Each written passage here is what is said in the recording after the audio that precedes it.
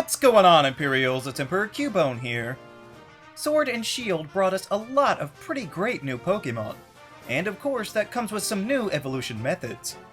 But actually I was quite surprised that, for the most part, the Pokémon of the Galar region operate on standard level up. So any new Pokémon not listed in this video simply needs more levels to evolve.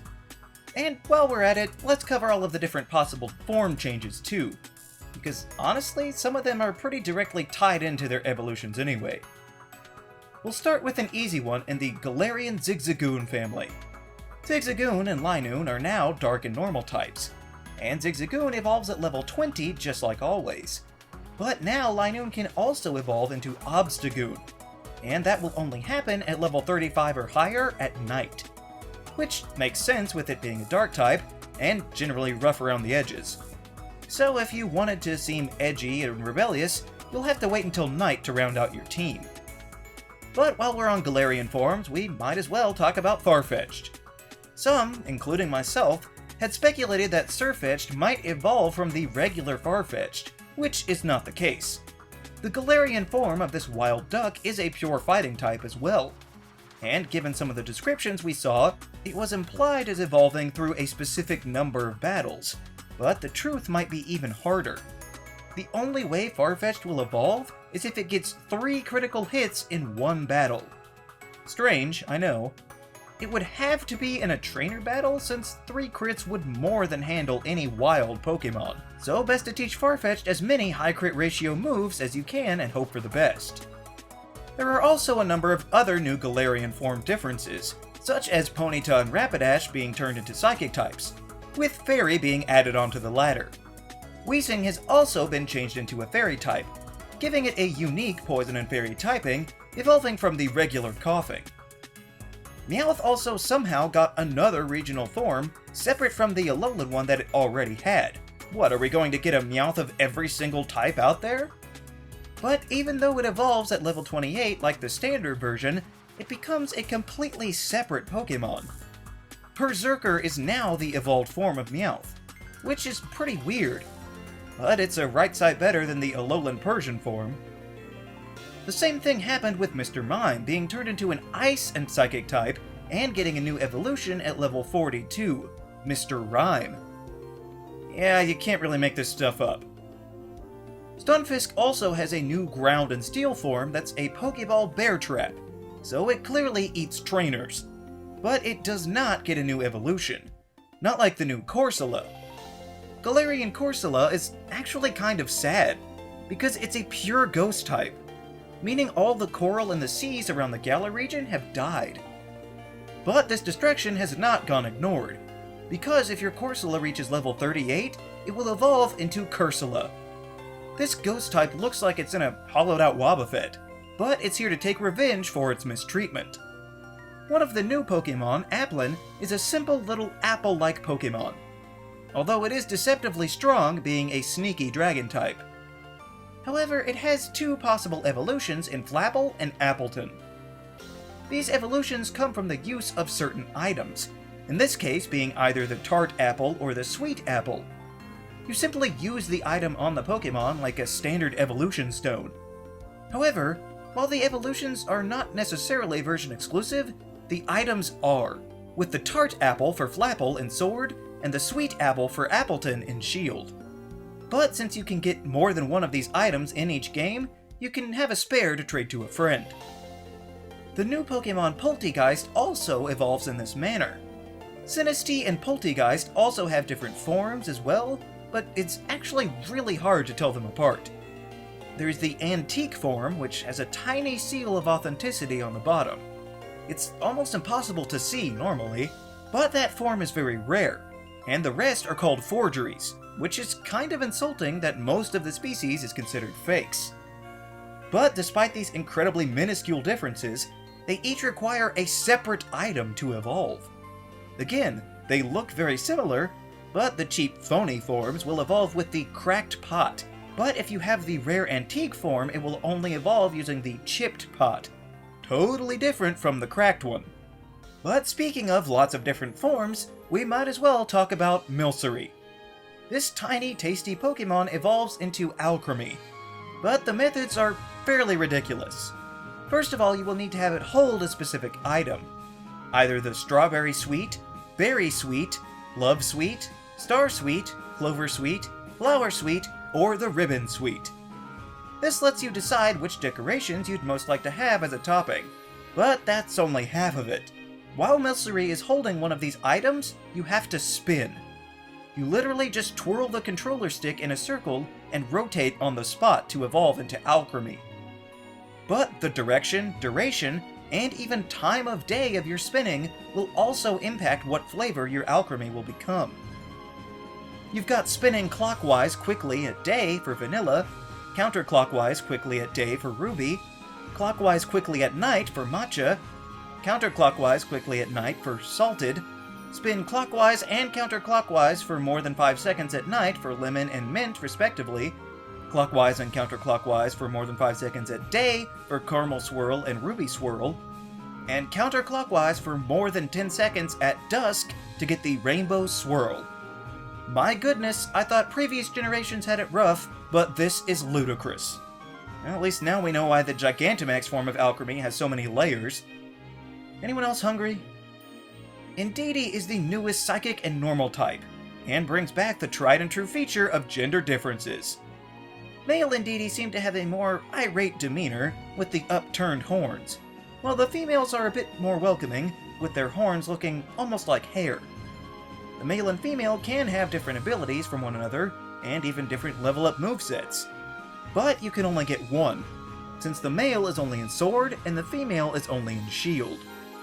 Obviously, there's also Morpeko, that we know has Hunger Switch, alternating between full belly and hangry modes. The only major difference between these two is that Morpeko's signature move, Aura Wheel, switches from electric to dark and back again at the end of each turn. So if you wanted to stick to one form, too bad. Its outrageous metabolism has doomed it to change uncontrollably until it dies. Cramorant is the newest flying and water type. This not-so-bright bird Pokémon has the Gulp Missile ability that puts it into a different form if using specific moves. Generally, this will result in Cramorant having an Aerocuda in its gulping form. This happens with 50% or more HP, and shooting the Aerocuda out to revert to its normal form will lower the foe's defense. But if less than half HP, Cramorant will change into its gorging form, in which it returns with a Pikachu in its beak. I guess that was the surfing Pikachu? But shooting that back out will paralyze the target instead. But as far as absurd new evolutions go, we've got to talk about the other new Galarian form, Yamask. First of all, is it just me, or should they have just given it a different name altogether? Because it's not even holding a mask anymore. Anyway, this departed spirit evolves in a very particular way. For Galarian Yamask to evolve, it must have taken at least 49 hit points or more in damage in a single battle, without getting knocked out. But that's not enough. You then have to take this Yamask to the Dusty Bowl section of the wild area, and once you walk under the big stone archway, then it will evolve into a Runerigus. I wonder if damage-based evolutions will become more of a thing in the future. Although hopefully it'll be something that you could actually do on your own without having to look it up. One evolution that's a lot easier would be Clobopus. This new fighting cephalopod brings back evolution by knowing a specific move, in this case being Taunt. Taunt is an interesting choice for a pure fighting type, but I suppose the idea is to goad your opponent into messing up. But that is good to know so you don't pass over learning Taunt if you're like me, and typically lean towards moves that will pack the most punch. Another Pokemon that has different options for evolution is Toxel. Well, it technically only has one option in that it becomes Toxtricity, but it comes in the amped and low-key forms. And which one it becomes is based on its nature, which is a first for the Pokemon franchise. People sometimes obsess over which natures their Pokemon will get anyway, but now they could have even more of a reason to do so, since whichever evolution will be locked in. Although there's not too much different between the two, so really it's just which one you prefer the look of. Or maybe you just want to be surprised. The new Pokemon Ice-Q also comes in different forms, thanks to its signature ability, Ice Face. Normally this Pokemon will have a giant cube head made of ice, But when hit with a physical move, the shield will take the damage and break, reverting this little penguin to its natural state, where its true head shows, clearly lacking in confidence now that its protection is gone. It will stay in this form until another battle, or if it's replenished with Hail. But for some reason, Ice-Q is exclusive to Shield version, with its counterpart Stonejourner being in the other one, which isn't exactly equal to me, but I will gladly trade a walking Stonehenge for my absolute favorite animal. And of course, to round out the brand new Pokémon evolutions, we get an old classic combination of factors with the new Ice Bug type Snom. This little Pokémon will evolve at high friendship when leveled up at night. With all these crazy newfangled ways, it's nice to fall back into some established patterns. And speaking of, we've gotten a boost for the evolution stones as well, since they've gone back and altered the methods that some past Pokémon are able to use. Most importantly, Eevee has finally been granted permission to use the Ice Stone and Leaf Stone to evolve into Glaceon and Leafeon respectively. For years I have wanted this to happen, but never actually expected them to do it, since they were clearly too concerned with preserving the continuity of not using one on an Eevee in any of the past games. But I, and everyone else, would much rather have the convenience now than worrying about it not matching up in older versions.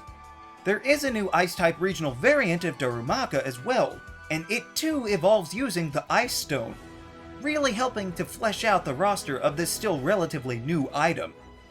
That's a new thing, but another change is that Charjabug can now use the Thunderstone to evolve into Vikavolt.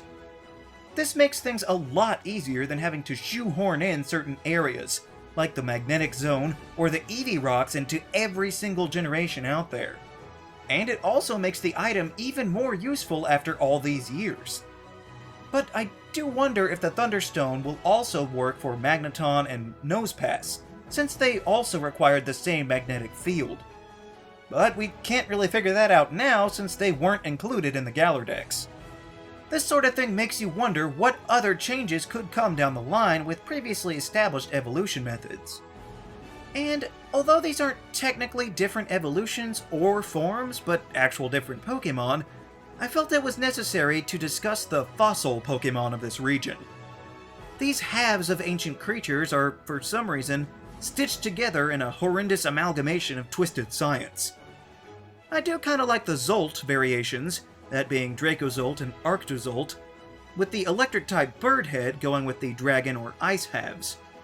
But the water-type fish head half, the Vish Pokémon, are utterly terrifying.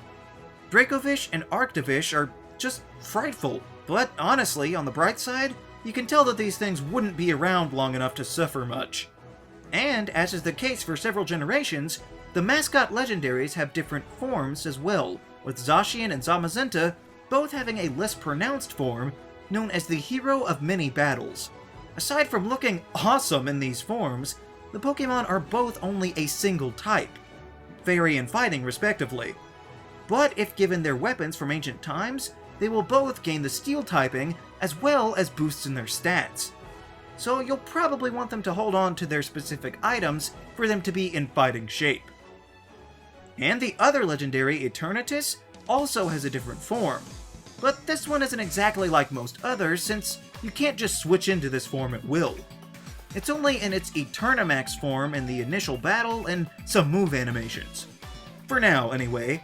I expect there will be more to come in subsequent games.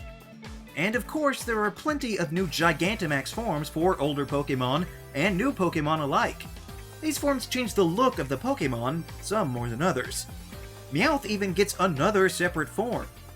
Which it's worth noting that while not every Gigantamax form is the end of its evolutionary line, they do seem to be limited to one per evolutionary family. So they just came up with another way for Raichu to be left behind. But what I find interesting is that all of their typings stay the exact same as their base forms, unlike Megas or anything else that will change more than just looks. So, those are all of the new forms and evolution methods in Pokémon Sword and Shield. What is your favorite new evolution or form? Let me know down in the comments. Also be sure to leave a like, share this video, and subscribe so that you too can become an Imperial today. And we'll see you around. next time!